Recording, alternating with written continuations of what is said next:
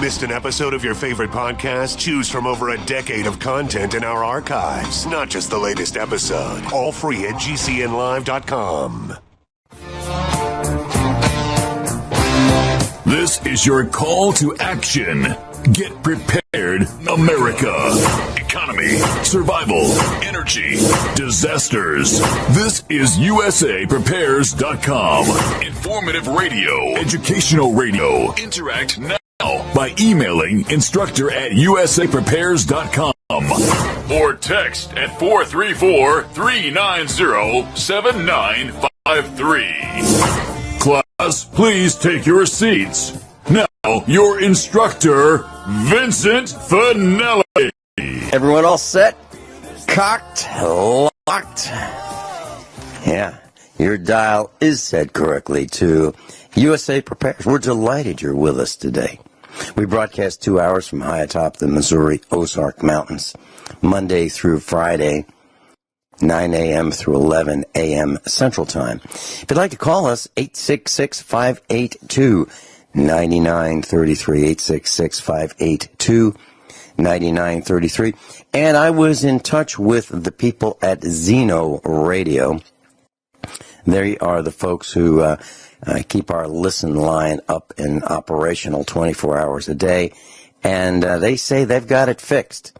And the listen line number, if you want to check and verify that, 605-477-3249, 605-477-3249. And I'm delighted to be broadcasting with Peggy Gawley this hour. She is an individual health insurance advisor and expert. She specializes in Medicare and individual health insurance for those under 65 as well. Now, I have Medicare, and I got to tell you, it's been an absolute uphill battle. And I'm not kidding. Mrs. Finelli has worked diligently on the internet to try to figure all this out. And there are pitfalls that are not obvious.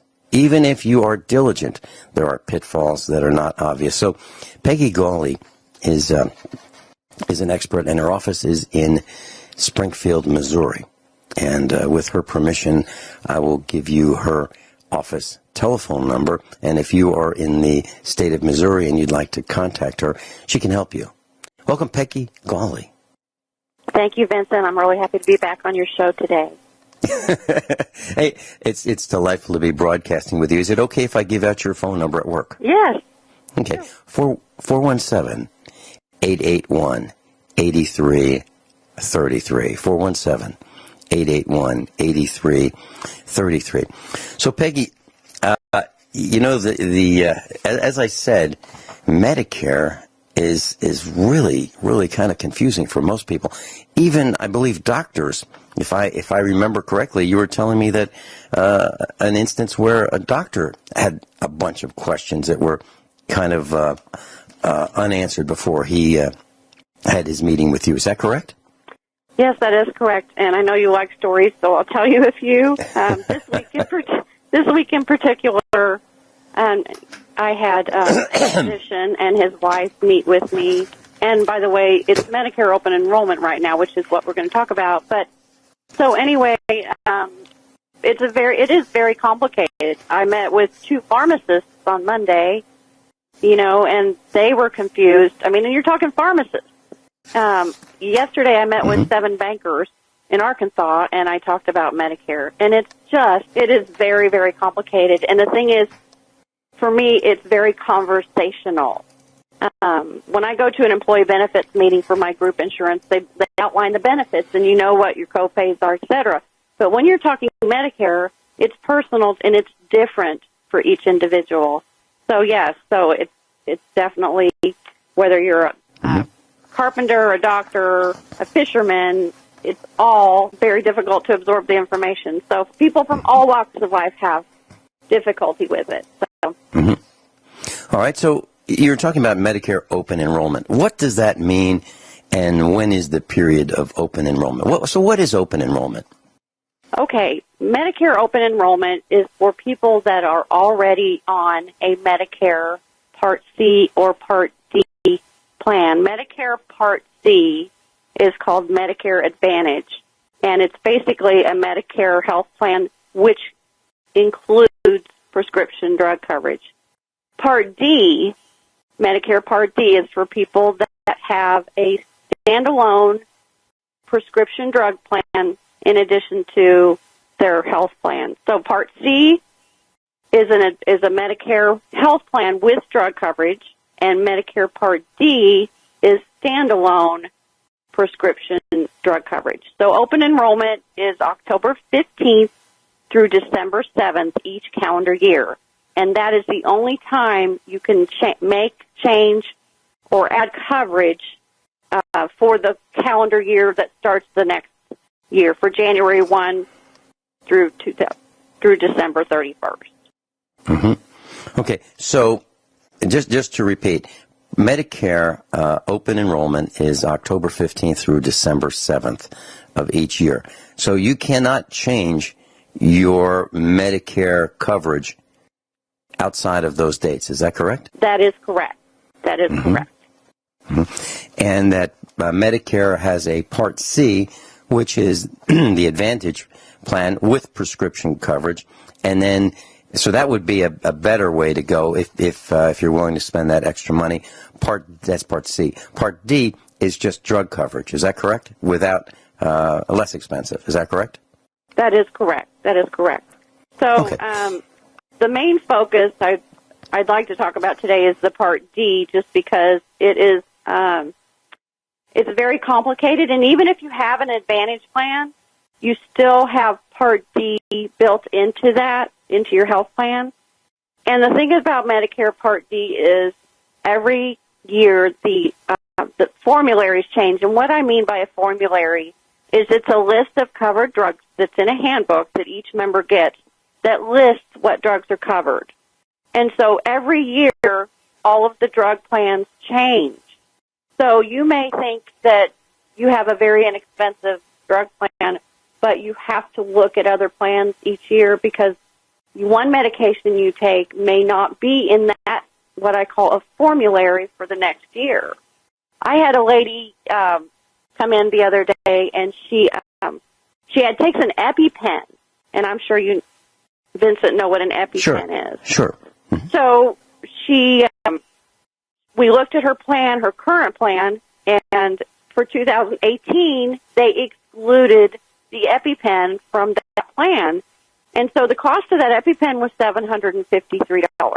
So I found her a different plan, and her copay was $30. So, folks, this is really confusing, but I can give you tools to make it very simple. But that's just one prime example of you need to revisit every single year your drug plan because you may have one drug that's not covered for the next year. Do you find, Peggy, that some of your clients had wished that they met with you sooner because you've saved them money? And this is not a commercial. I'm actually speaking as someone who sat in your office with my wife and has learned just from some of the things that you've talked about, like how to find lower cost prescriptions. You can actually shop and type in a prescription and find out that there are 17 places near you that offer that prescription at different prices. Are you finding that people say, Peggy, Gawley, I really wish I met you sooner because we're talking thousands of dollars that went down the drain? Yeah, absolutely. And, Mm-hmm. you know, it's there are so many, and here's the thing about health insurance, whether you're on a group plan or you're on a Medicare drug plan, you have to have coverage, but you don't always have to use your drug plan. Vincent, you and I talked about, and I'm not promoting this, but it's called GoodRx, GoodRx. So, you know, you could go to GoodRx and put in the name of a prescription, enter your zip code, and it will show you all of the costs for that medication in your area and for all the pharmacies. So folks, it's important to kind of think outside the box, and in addition to that, all pharmacies have a generic drug list, $10 for a 90-day supply. So, you have to have drug coverage, but yes, people come to me, Vincent, and they say, yes, I wish I would have met with you so that I've known, wow, there's ways I can really, really save on my prescription costs. Class, I'm not exaggerating when I say that this information can really save you a lot of money. And Peggy is our health advocate and health advisor, and she's taking care of us. And the reason that she's on the air with us is because I was so impressed with what she did and how she was willing to go above and beyond and even spend hours, no exaggeration, on the phone on our behalf. Gosh, what a nightmare it's been, and thank you, Peggy, for taking care of us. Well, all right, so let's get right into in Medicare. What would you like to share with us today? Well, what I'd like to share today is in regards to your prescription drug coverage. What I want people to do is that have Medicare Part D is make sure you have a really accurate list of your prescription drugs. I mean, it is so important that you have the list and know exactly what you're taking. Talk to your pharmacist, and I want to mention SHIP, which we've talked about before, State Health Insurance Program for the state of Missouri. You can look at it if you have a Medicare and you book that comes to your state. It's on the back. For Missouri, it's the number is 1-800-390-3330. But you really need an expert to help you with Medicare Part D. And Vincent, I'm not sure if we talked about this last time, but when you call 1-800-Medicare, you're not talking to federal employees. You're talking to people that are trained, but they are outsourced, and they do help you, but they are not government employees. So you really, really need to understand that when you call, you've got to have your information accurate on your prescription. So you could contact your pharmacy and see if they have, sometimes pharmacies during open enrollment will have someone in their facility to help you. Okay, and are you saying that they're not federal employees and therefore they may have a bias? Is that part of the equation? You have to ask them really specific questions, and I can give you a list of those. Okay. You have to be specific when you call in. All right, let's do that when we come back. Peggy Gawley's with us. Medicare, open enrollment. Peggy Gawley's with us, and we're talking about Medicare. It's open enrollment time, October 15th through December 7th each year. And Peggy, you've got some questions that we should be prepared to ask when we're on the phone. Now, who are we on the phone with? Well, when you you can call SHIP, State Health Insurance Program. You can call 1-800-Medicare. And, there are a lot of my clients that really want to take this on themselves. And if they really do, and you listeners on the radio, I want to give really good tools so that you can do that. So if you stick to the right questions, as I said, when you call 1-800-Medicare, they are trained professionals. They're not government employees. They don't know everything that, the federal government does, but they are trained. So when you call, here's a few tips that I want you to have by the phone when you call, whether you call SHIP or whether you call Medicare. And by the way, Medicare is open 24/7. The best time to call them is actually later at night. They're not as busy. But so, Vincent, I'm going to provide a list of a few things for people that they need to write down. So when they call SHIP or when they call Medicare, they ask the right questions. So the first thing you want to do is you want to have your prescription drug bottles with you at your phone when you're getting ready to call. So Medicare will talk to you. You want to answer the questions regarding your personal identification information.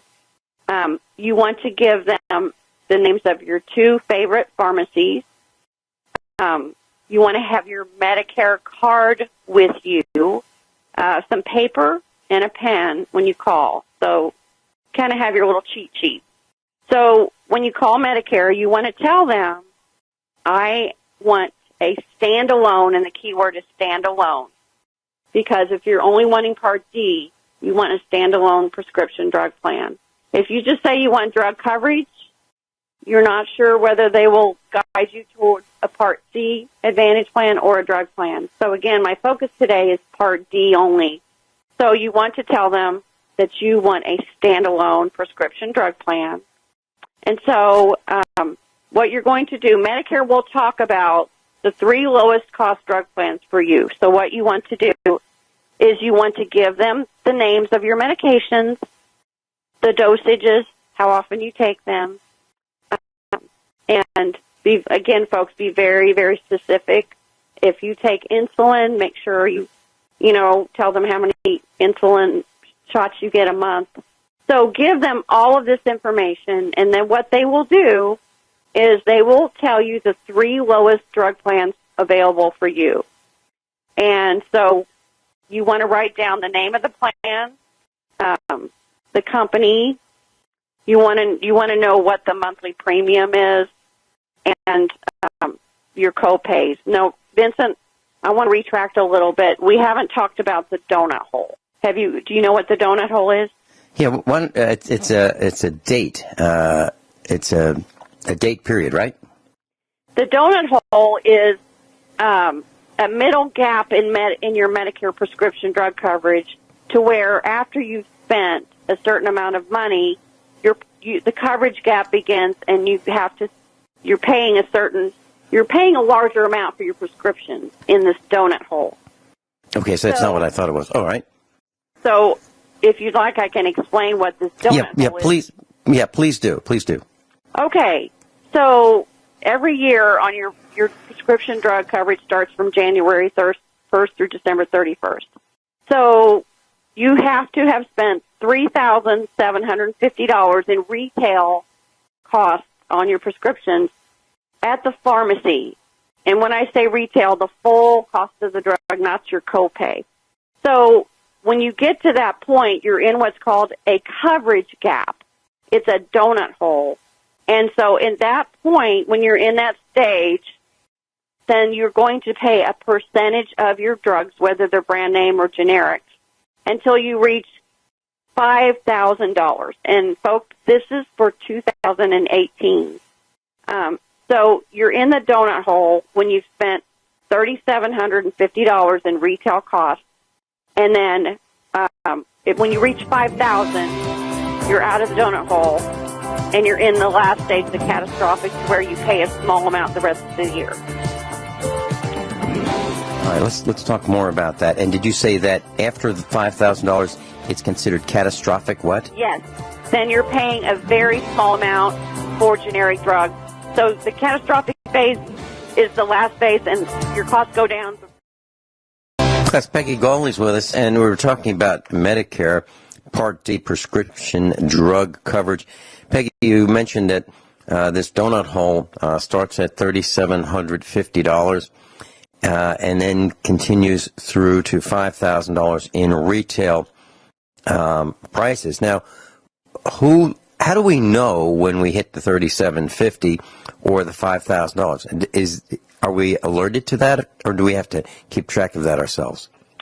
Well, in the different ways in which you research your drug plan, I sent you a Medicare drug plan finder worksheet. If you go to www.medicare.gov and you put in your own prescription and your zip code and you sort them, it will show you.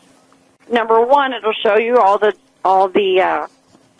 plans available, but in particular, each drug plan, you can actually. One of the things I wanted to mention is when you call and you have your prescriptions and you speak to Medicare or SHIP, here's the most important question you need to ask. When will I hit the donut hole? So, you don't have to try and figure this out all on your own, because if someone is advising you on a drug plan, whether it's an insurance agent, whether it's someone with SHIP or Medicare, the key question is to ask them, will I and when will I hit that donut hole. And the initial coverage I wanted to mention, it's what you and your insurance plan pay for the shared cost. In other words, it's the retail cost plus your copays that get you to that donut hole.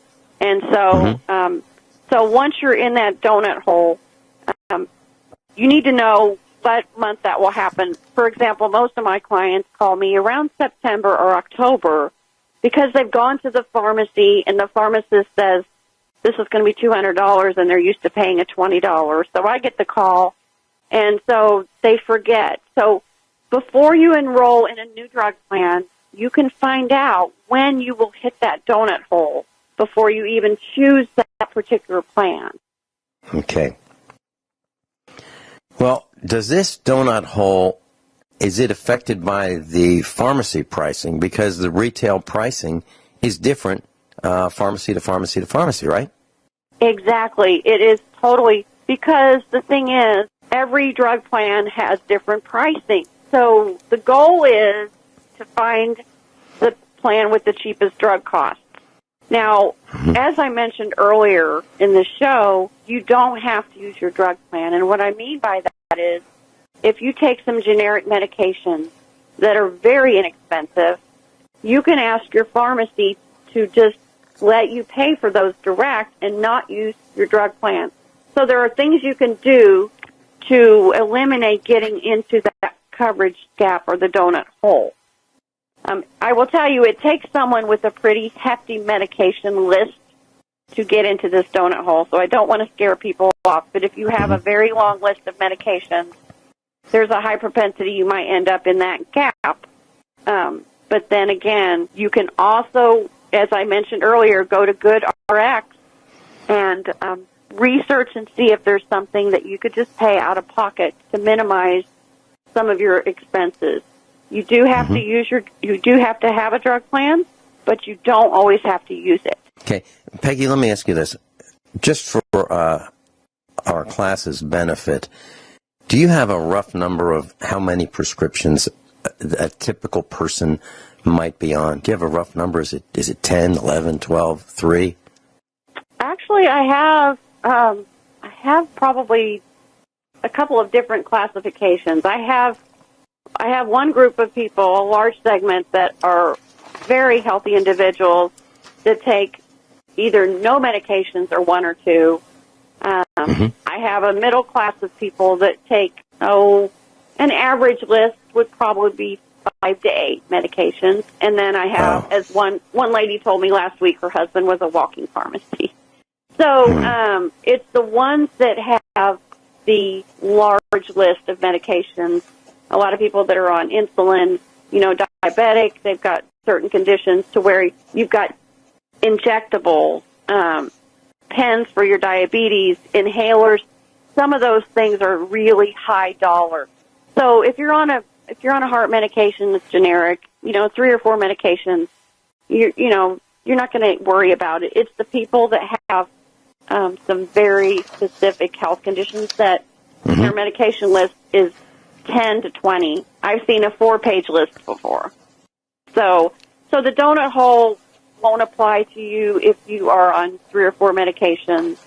It's only for those people that have a very, very large list of drugs, and that's where you really, really need to either call SHIP. I would not recommend calling 1-800-MEDICARE if you have a very long list. I recommend that you consult with a professional. Again, there are some pharmacies during open enrollment that will have an in-house agent at a table that can sit down with you and help you. So, can you tell us why we're even talking about this compared to original Medicare?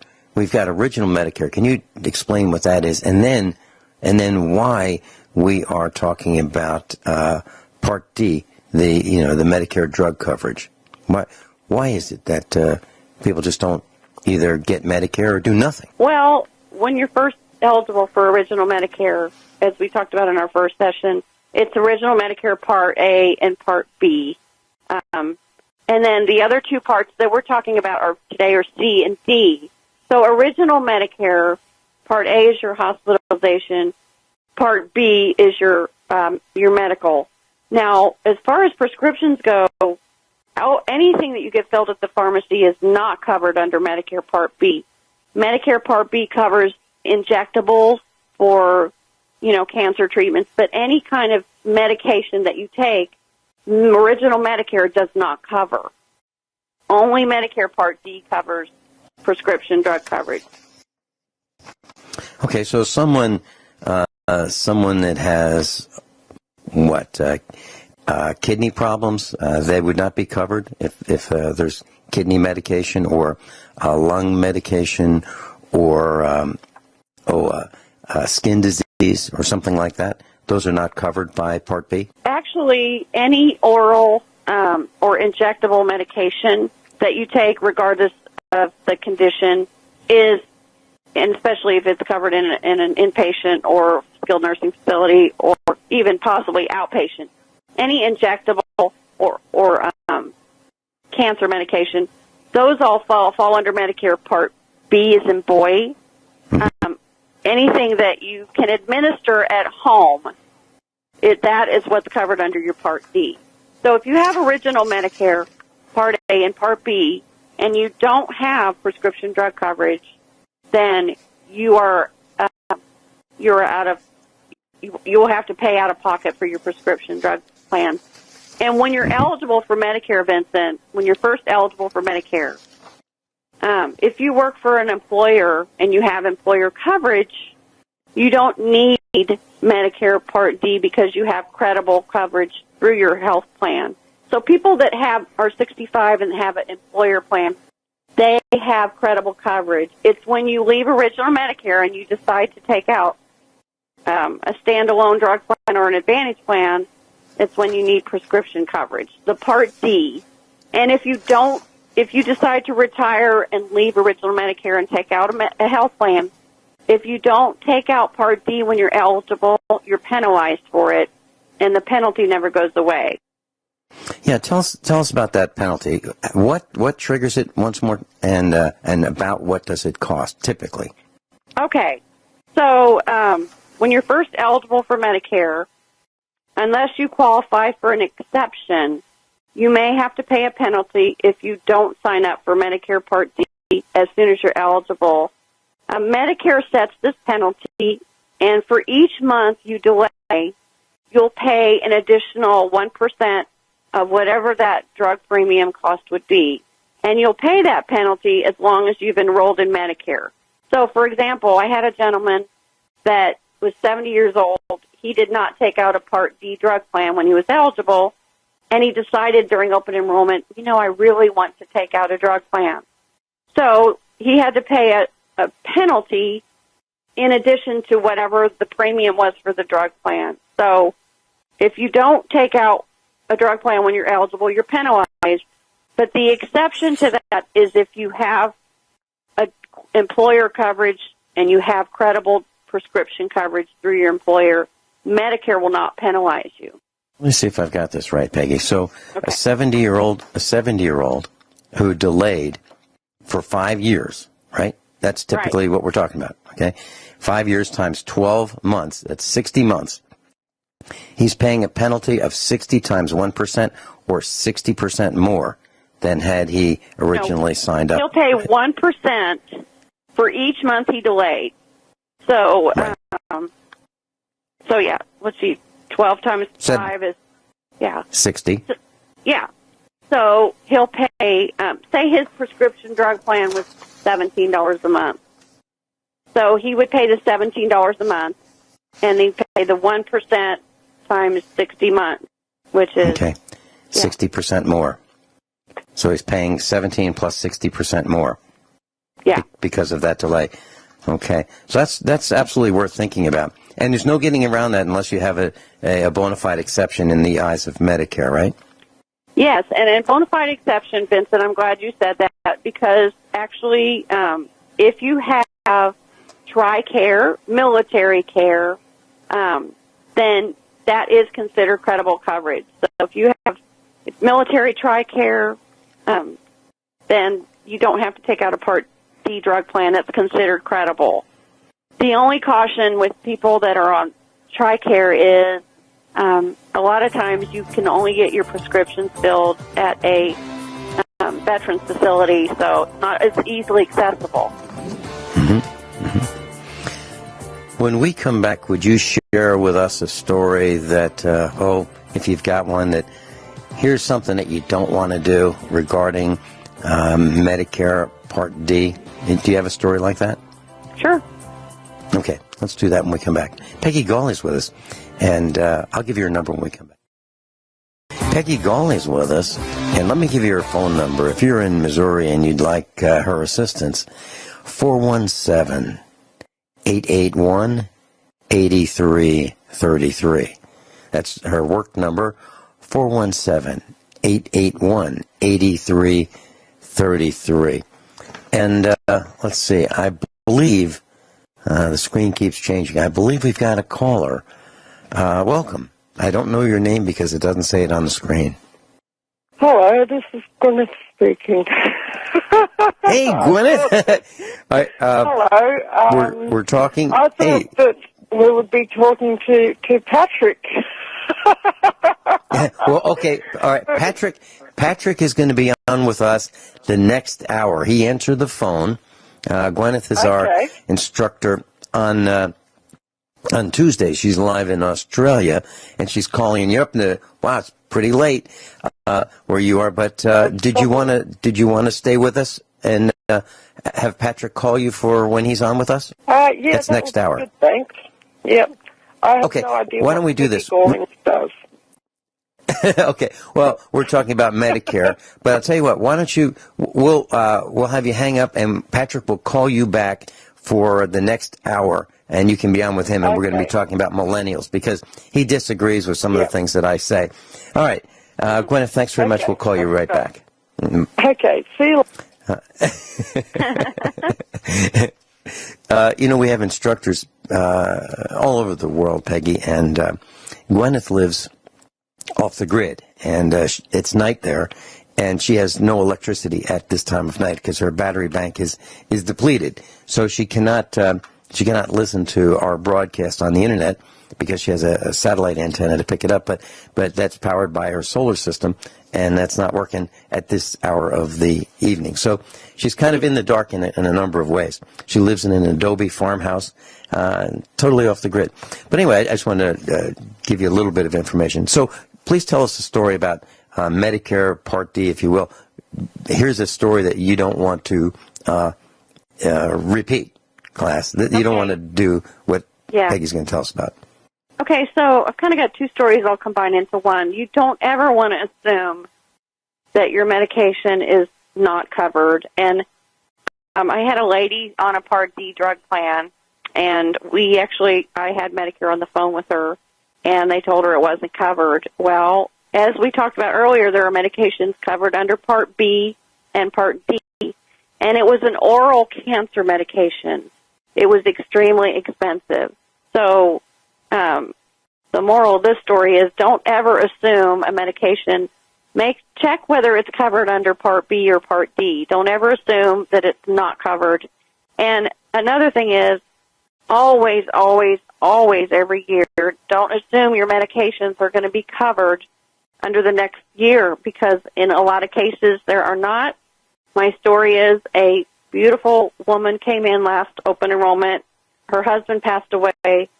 She was here to give me the death certificate. She was very distraught, and she said, Peggy, I just don't really have time for this. I'm grieving over my husband. I said, give me 5 minutes. Give me 5 minutes. So we looked at her medications. She said, excuse me, I'm not taking this or this or this. Within a 5-minute conversation, I saved her $800 just by taking the time to look at that list. Folks, it's not about your drug premiums. It's $20. It's whether those medications are going to be covered that next year. So just make sure you know what you take and have someone help you. I can direct you to people that can help you. Just know what you take so that you can save money every single year. It's worth it. Peggy, so what I'm hearing is that different plans cover different drugs, and there are different payment amounts for each of those drugs, correct? And so the key is to search out the plan that covers your individual circumstances to the best for your financial benefit. Isn't that right? Yes, if you know what meds you take, that's the most important step. Medicare, we can sort the rest. It will find the plan based on what you take. It will find the best plan for you for the next year. Yeah, and don't you recommend sometimes that, hey, call your doctor because there's a lower cost alternative to this drug that you're taking, and this can get you on another plan and save even more money. Don't you do that as well? Yes, you do. And also, with your drug plan, keep the formulary or have them send you that list of drugs. Take that list of drugs with you to the doctor or call the doctor. Everyone all set? Cocked, locked, hour number 2 of USA Prepares. You know, several weeks ago, I connected to GCN as I normally do in the morning, and I said, is our instructor here? I'm here. Is our instructor here? And Patrick said, no. Okay. Well, actually, it was sometime into the show. Yeah. And so we decided that, okay, what are we going to do? And Patrick said, well, I can do it. I said, great, okay. So, no safety net. Patrick had never been on the air with me before. And what typically happens with the broadcast engineers is, you know, they run the broadcast, but very few of them really want to come on the air. How do I know? Because I've asked them over the years, hey, you want to come on the air with me and talk about what you do? No. And they're polite, but they prefer to be behind the scenes. So Patrick just stepped up, as a typical USA Prepares instructor would do, and got on the microphone and unrehearsed, no talking points. We just did the broadcast. And it was great. And then during the commercial announcements sometimes, and before the broadcast, sometimes I get a few minutes to talk with our engineers, and I was talking to Patrick, and I said, so Patrick, you know, it must be kind of fun. You guys go into the GCN break room and you know, get a chance to swap stories and, you know, talk about the broadcast, the instructors and what they've said and, you know, what the topics are and those kinds of things. And I said, I'll bet that's a lot of fun. He said, yeah. And I said, so do you find that you agree or disagree? You know, do the engineers agree or disagree with what the hosts are saying? Now, here's why I said that. Now, imagine having a job where you really don't say anything, but you're hearing things that you might disagree with. What would that be like? Gosh, must be tough. So I asked him if he agrees or disagrees with the host, and he said, well, Vinny, you know, I don't, and I'm paraphrasing, I don't always agree with what you say. So my response was, what? Are you are you kidding? You don't agree? And I'm being serious because why?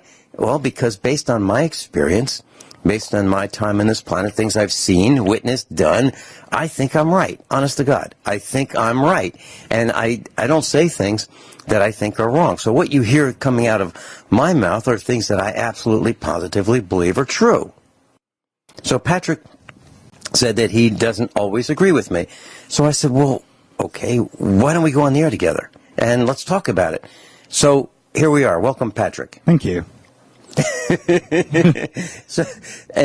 So, Patrick, let me ask you. And Gwyneth is with us, right? She dialed in, and we called her back, She's right? Here. Yeah. So Gwyneth is with us. Welcome, Gwyneth. So, hello. How are you? Great. So we're going to talk about things that our hosts may not agree with that we say here on USA Prepares. Now, we have some conservative views. I don't know what you'd call them now, whether you call them liberal or what, but, you know, libertarian, you know, freedom-loving, that's certainly our viewpoint. Not liking what the blue team does, that's certainly our viewpoint in many, many cases. So, Patrick, what is it that I've said that you don't agree with? Why don't we start with just one of those topics? Well, we were starting with talking about millennials, and we had a chance to talk a little bit yesterday during one of the... Hello? Can you hear me? Gwyneth? Can you hear me? Are you hearing me? Vince, are you still there? Hello? Yeah, I'm here. Yeah, please continue, I Patrick. can't hear anybody else. Can you hear me, Gwyneth? Yes, I can hear you now. Oh, okay, Great. cool. Great.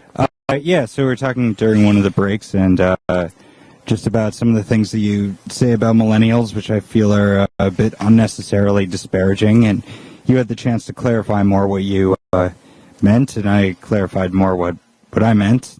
Recreating that now would be good, but... Why don't we do that? Do you want to do that? Or do you want me to? Yeah, if you're able to, yeah. Sure. That'd be cool. Sure. What I said to Patrick was that, in my experience, millennials don't know how to do some things that I think they should know how to do. But, and let me give you some examples, and I'll tell you why I think they don't know how to do some of those things. For example, something as simple as changing the air filter on an automobile, the one that they're driving. Yeah. Changing the oil on the vehicle that they're driving. Knowing when to change the oil on the vehicle that they're driving, that they tend not to do. Now, these are experiences that I've seen with millennials whom I know. Okay? Now, why is that? Now, I blame my generation for much of that. I blame the government for much of that. I blame the school systems for much of that. And here's why. Parents, my generation, we had it better than, I have it better than my parents. Why? Because I didn't go up through most of the Depression. I didn't have to go without food, like many who lived through the Depression, like my parents did, and they'd have coupons for, flour and sugar and meat. They'd have, ration coupons. Well, we didn't have to do that. If we could afford it and we worked hard enough to come up with the money, we could buy those things. We didn't have to not only have the money, but have the coupons. We didn't, we just had to have the money. All right. So we wanted it better for our children than and just like our parents wanted our lives to be better, we wanted our children's lives to be better. So some of us, not me, thought that it'd be better to just buy things for our children rather than have them earn them. That was a disservice. Yeah, I would that was a agree with disservice. Our children, like for example, our daughter, when she was the first to learn how to operate a vehicle. Well, in order to do that, she had to do certain things, like sign a contract with me, a legitimate contract that said she would do certain things, like she would do all the maintenance on the vehicle that she was driving, including checking the tire pressures, including learning how to change a flat tire, including changing the oil, replacing the brakes, adding refrigerant to the air conditioning system should it need it. Whatever the vehicle needed, she had to do it. Now, it didn't mean I'd say, okay, well, it's a problem with the car. You figure out what the problem is and how to fix it. That wasn't the case. The case was, wow, it looks like we have a flat tire. So let's learn how to change that together. Now, here's what we're going to do. Actually, here's what you'll be turning the wrench. Okay, here's why you do what you do. Here are the safety considerations when it came to the oil changes. Okay, here's why we change the oil when it's hot. Here are the cautions. Here's the kind of oil we're using because. Here are the reasons. Here's the kind of oil filter we're using. Here's why we jack up the car. Here's why we set the parking brake. Here's why we chock the wheel so it doesn't roll back over you and kill you. I mean, so I did all those kinds of things with our daughter. Now, some people said that, boy, that's really cruel and unusual punishment. How can you make your daughter do those kinds of things? To be fair, Vincent, did anyone actually say that to you? Yes. Really? As a matter of fact, yes.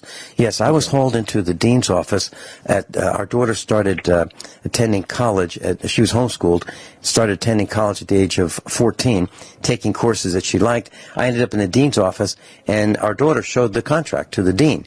He pulled it out and said, "You really make your daughter do this?" I said, "Absolutely." Absolutely. And he said, that's over the top. That's unfair. That's unusual. Really? And I said, you know what, Dean, I didn't get an owner's manual when our daughter showed up. So I'm figuring this out on the fly, and I'm doing what I think is best for her and our family. And by the way, she's our daughter, not yours. Yeah. So it didn't go over so well. Yeah. But no, I got, yes, that's absolutely the truth. And so, yeah, And to this day, our daughter will call us and say, here's the symptoms that I think here's what I need to do. And we'll talk about her, she has her own home. We'll talk about her heat pump system and why, we'll review the symptoms and what I think is wrong, what she thinks is wrong. And I'll say, well, okay, why don't you test this, this, this, and this? And then you can call me back and we'll talk some more. So she has a fundamental knowledge of how things work. But I don't think that was common. No, I don't think it was either. And, I'm sure there were not just like baby boomer parents who just had everything done for their kids and didn't teach them anything. I think there was also just a lot of broken homes and parents who didn't really care. But I guess what I've seen of folks around my age and younger is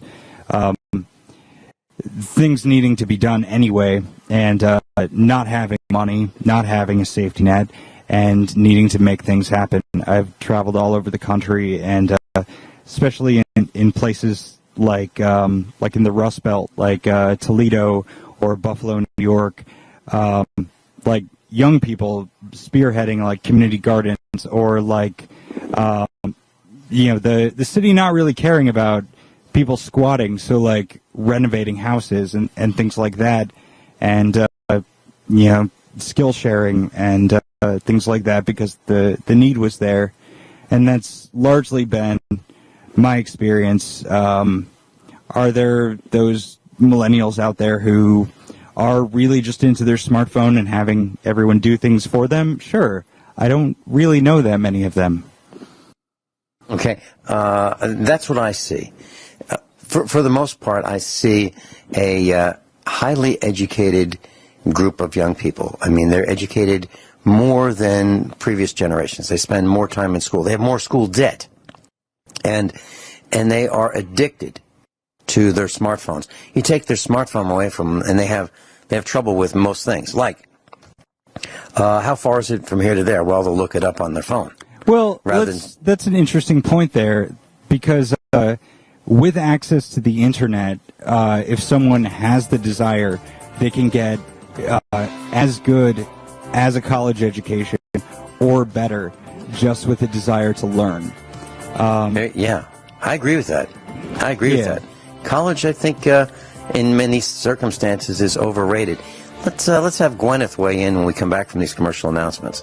Okay. We're talking with Patrick and Gwyneth Isaacs, and we're talking about millennials. We'll be right back.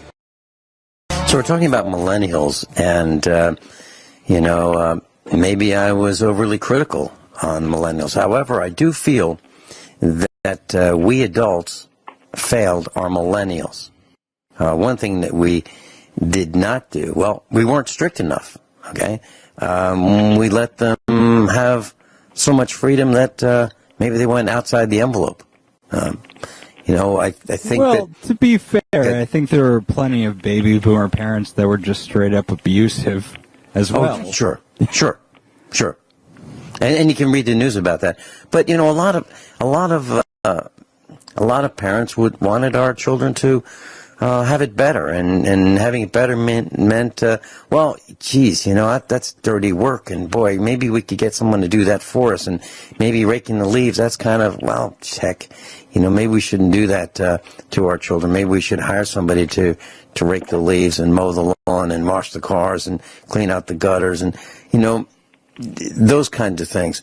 And we did some really dumb things, my generation, and that would be the baby boomers. We pulled marksmanship classes or clubs out of schools, and you learned, heck, I'm talking about shooting rifles, 22s, in school, okay, in marksmanship clubs, and you'd learn about gravity, you'd learn about a trajectory, you'd learn about pressure of the cartridges, you'd learn about rifling, you'd learn a lot of things. Okay, we took that out, and then we took out classes in trades like auto mechanics.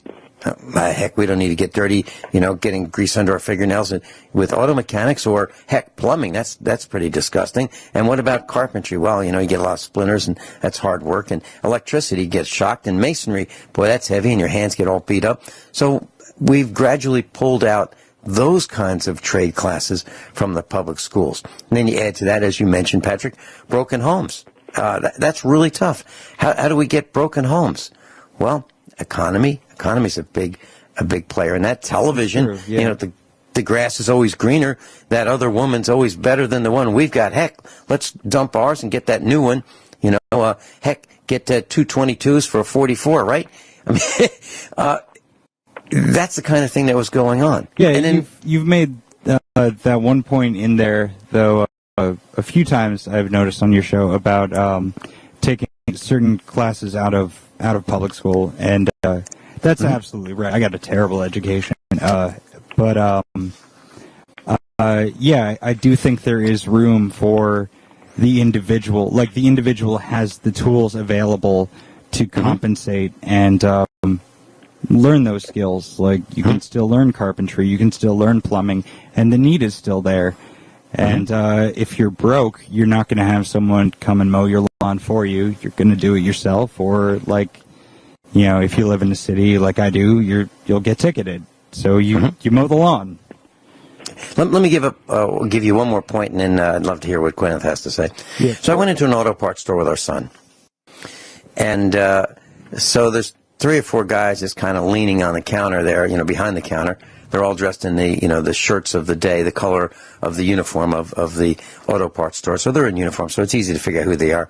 Not only are they on the other side of the counter from the customers, but they're all dressed alike. So I'm waiting for our guy to go in the back and get the part.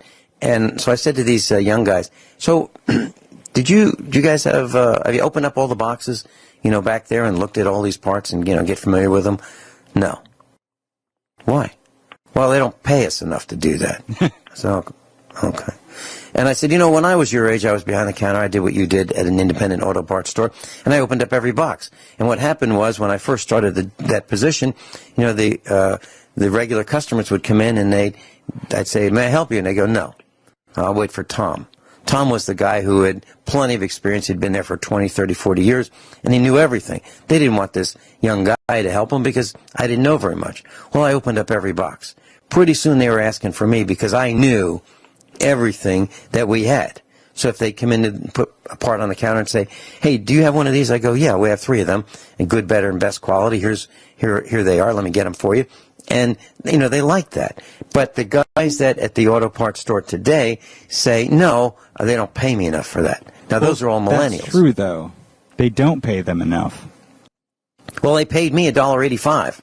Yeah, but what does that translate to in today's money? I don't know. Not very much. I mean, you know, living at home, I could, and after school wages, that would be fine. But, you know, yeah, you're right. It's not a lot of money, but that's what they pay. Yeah. So, but if they wanted to rise to the top of that class behind the counter, they open up every box. But no, they're not paid enough for that. That was their attitude. And I think it's a bad attitude. And my son said to me, hey, Dad, if they worked for you, you'd fire them, wouldn't you? And I said, you bet. I'd fire them right now. We'll be right back. Gwyneth, you're up next. Yep. Thank you. Okay, Gwyneth, your turn to weigh in. Hi. Yeah, I have 2 teenage sons. And one of them is about 14 and the other one is about 16. So I guess they would probably count in the millennial generation. But I would like to, you know, just... Gwyneth, we're getting an echo. Patrick, are you hearing this echo as well? Try it now. Okay, Yeah, let's try it now. Go ahead, Gwyneth. No, we still have it. Are you on speaker? No, I'm not. Okay. All right. Well, let's continue, and hopefully we can solve this echo problem. Go ahead. Okay. I have 2 teenage sons. One of them would be 14 and the other one would be about 16. And I suppose that would count for the millennial generation. Probably at the lower end of it. But I'll just tell you some observations of what I've seen of my sons and their colleagues at the public training camp, and also the prison warders at the public training camp. Oh, sorry, I was supposed to say teachers. Yes. But anyway, Yeah, the teachers at the school. Oh gosh, I'll start with the students, all right? The students, my sons would probably be the exception rather than the rule at their school, okay, because they tend to stand out in their class. They tend to stand out because if there's anyone has a disagreement with the way that things are run at the school, it tends to go back to one or both of my sons, usually the older one. And, he's independent-minded, and he has a very, very high IQ of about 145, and, can mentally run rings around most of his teachers, and that tends to get him into trouble because his teachers don't think that it's fair that he actually knows more than they do on a lot of topics. And the teachers, I would say, mostly would come from the baby boomer and maybe the Generation X generation. And some of them, the worst of them, have actually been in the town for, not only were they born in the town, they went to the school in the town, and they graduated from the school in the town, and they went to teachers' college, and then they came back to the school in the town, and they have never been to anywhere else in their professional life other than the school in the town. And I said, well, I said this to my son the other day, I said, how much life experience do you think that gives that teacher? And he said, probably not much. And I would say, you're probably right. Now, for example, this very same teacher, shall I embarrass her by putting her name on the air? Well, let's not for today. I won't for today. But anyway, I will tell you the story because it's rather amusing. My son's school is the only school in the local district, and otherwise he would have to travel, a ridiculous distance into the nearest really big town to go to one of the schools there. But the local school has been declared one of a United Nations safe school. And Jesus Christ got it absolutely right when he said, when you hear the words peace and safety, you know that sudden destruction cometh. Jesus said that. So whenever I hear anyone talking about peace, safety, prosperity, security, peace and safety, I tend to get a little bit nervous. And you know what a safe school is? Let me give you a clue. They only have one type of bathroom there.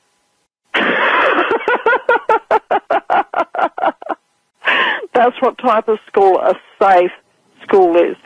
They're all into their social justice warrior. And, they have classes on sexual health and mental health. And today they had one of these mental health classes, and my son came home and said, oh, guess what, Mum? Half of my grade got suspended today. And I said, what? What did they do? And I quite literally laughed because I said, oh, here we go, this will be fun. They had one of these mental health classes in the school. Okay? And the response for half of his grade, which was grade 10, was that the class just didn't show up. For the whole class. They knew it was scheduled. They knew what it would be like. They knew that it would be a whole hour or so of them getting propaganda shoved down their throats, so they decided that they just weren't going to do it. So they passed the hat around and came up with $20 and headed for the local chip shop. And Gwyneth is in Australia, class, so this is not happening in the United States, at least in this discussion. It probably is somewhere in the United States, We're talking about Australia. This is in Australia. Now, how does this government United Nations sponsored program called Safe Schools? Now, Gwyneth, are you relating this story because you're saying that it's not necessarily the young people's fault because they're being indoctrinated with these ridiculous kinds of concepts and they're not learning things? I believe it is also the cell phones, okay? But you definitely notice the difference between the children who are homeschooled and not vaccinated and the children who have always been to the local state school and have received all their shots. They're definitely two different groups of people. Patrick, I'd like to hear your thoughts on that. Do you think that that's true? I don't really have an opinion on it. Okay. Yeah. Okay, I remember going up to a young lady at Sam's Club. She's a young girl. And I said, you know, I could tell from about 100 feet away that you're homeschooled. Is that true? And she said yes. And, you know, I carefully approached this young girl because I didn't want her to think that I was some kind of a predator. I talked to her mother and said, I kind of asked her mother and her that same question at the same time. And I said, you know, you can see a difference with young people who are homeschooled. They don't seem to have this ADHD. They seem to be very deliberate about the things that they're doing. Their attention is focused in the direction that it should be at the time. At least that's my take. And so, Patrick, are there other things that you and I disagree with? Because it sounds like we really don't disagree too much on the millennials. Because I believe that it's the fault of the adults in a large way as to why some millennials don't know things that I think they should know. I think it's an interesting topic worth exploring in the future. Like, there are different nuances to it and different aspects to it that are kind of interesting. Yeah, I mean, can't, put down baby boomers entirely because, they invented things like acid. That was a joke. But, talking about Timothy Leary. And if you ask one of our instructors, Rick Miller, he'll tell you all about it. Yeah. I don't know. I mean, it's a conversation that is worth exploring more. I don't think I mean to, put down anyone or put the blame on anyone, but it's more like why come down on millennials when it's not all of them anyway, just as it wasn't all the baby boomers anyway. It was a group that gave everyone made everyone look bad, you know? Yeah, it gave us all a rash. You know, and when you talk about the baby boomers, my generation, the Wall Street crowd that, originally started ripping people off, I mean, that's atrocious. It's absolutely atrocious what they've done. And the corporate greed. Yeah. Where you have CEOs of corporations making, the CEO of Disney at one time made $81 million a year. Really? What makes him worth $81 million a year compared to some other CEO of some other corporation that might be making $500,000 a year? And the CEO of United States of America Corporation, sometimes called the president, makes like $400,000 a year. Okay? I mean, without bribes and kickbacks and payoffs and whatever else they may increase their compensation by. But what I'm saying is the corporate greed that has shifted the American dream outside of America. For example, the companies that have shifted jobs, like Nike, with their sneakers, and Craftsman tools. Now, where are they made? A lot of them are made in China. Heck, Craftsman tools made in China. So how is that young guy who wants to get his high school diploma, work at the factory that makes those tools, how's he going to do that when the company's no longer making tools in this country? How's he going to do that? So the corporate greed of the boards of directors and CEOs and upper management of corporations that used to make things in this country that have actually shifted those jobs outside the country for their own personal benefit. It's an outrage. It's an absolute outrage. It is, but I guess I would take that one step farther. It's they exported it to other places where they could exploit and abuse people, And I am interested in the abuse of workers overseas as well. And I feel a certain amount of responsibility if it's perpetrated by an American company. And I thought it was so interesting. A couple of years ago, I bought a Blue, the microphone company Blue. It's a Blue microphone, like a Snowball. It was on sale at Radio Shack for $40, and I was like, as far as technology goes, this represents something big. It's a USB microphone. This opens up the door to so many different podcasters and people who do vlogs, to get their voices out there. But at the same time, that it's this revolutionary piece of. We're going into a break. Let's talk more about it when we come back. Gwyneth's with us, Patrick's with us, and I'm Vin Finelli. So class, I blame the lack of information that has been imparted to the millennials on the government, school systems, parents, corporations, and individual greed. I mean, to name a few. And Patrick said something that I think is very, very important. I think probably the most important thing from that he has said during this hour is this, and I'm paraphrasing. Now, Patrick, please correct me if I'm saying this wrong. But I believe you said something like this. Here's the meaning of what you said. The tools are available. So if you didn't learn it in school, you still have the opportunity, just like I do, just like Patrick does, just like Gwyneth does right now. And we are using these tools. The Internet, you can learn a lot, and most of it's free. If you go to the library, it is free. You can download and learn and read and read and read till your heart's content. You can learn about everything. And those tools are available. So is college the most important? No, I don't think so. Is it the be-all, end-all? I don't think so. And when my university calls and begs for me for money, I go, I'm so glad you called because this is about my refund, right? and they don't know what to say because I feel that my education was lacking. And I went to a top 40 university. I don't talk about what it is, but I went to a pretty good university at the time. I don't say, but it was one of the top 40. Yeah. But it was a really good university at the time. But I still don't think I learned all the things that I needed to learn. I could have done better. Yeah. Should I have paid more attention? Yeah. Was it partly my fault? Yeah. However, I don't think they did their job the best they could either for a lot of reasons. So did I say what you meant semi-accurately, Patrick? More or less. About the tools. Yeah, I think we're at... Do you want to expand? Yeah, we're at a really interesting time in history where information is democratized, and I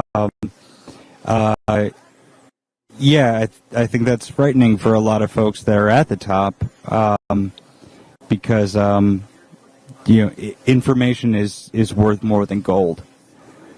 Gwyneth, your thoughts? Okay, I think that a lot of the more aware students in the so-called education system and the public training camps are becoming aware of what a waste of time their days are. And a lot of them are just not showing up anymore. And it's beginning to happen on such a magnitude that, maybe the schools are, they're realizing that this is a problem where they can't just send CPS, they can't just send the police or the truant officer around for every single case because it's, they have it's called a TAFE school in Bendigo, which is the nearest really, really big town. It's got about 120,000 people.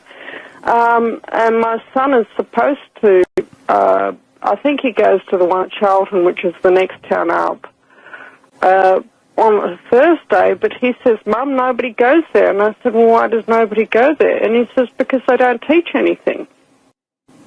And I said, well, that makes sense. And, it gets to the point where the schools are not teaching, the children feel like that they're wasting their time, they stop showing up, and, and they turn around and they say to their parents, this is a waste of my time. It's a waste of your money.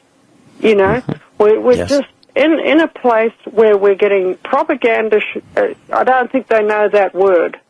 They're getting, they call it stupid, useless information. But I think it amounts to much the same thing. They just haven't been raised with the word propaganda. They don't know what it really means, in my humble opinion. When our children were at the public They training, just get fed up with having stupid, useless information shoved down their throats. when our children were at the public training camp, I said, "Well, tell me about your day," and they said, "Well, what'd you learn? Nothing." And Yeah, how that's the often typical do you hear response from my those? boys as So what'd you well. learn today, son? Sweetheart, what'd you learn? Nothing. How often do you hear that? Every day, right? Yeah. Parents, isn't that what we hear? Hey, Patrick, Yeah. we got to do this again. What do you Yeah, think? it sounds great. Gwyneth, you up for it? Yep, that'd be great. Yep. So let's take it apart and figure out the solutions right here on USA Prepares.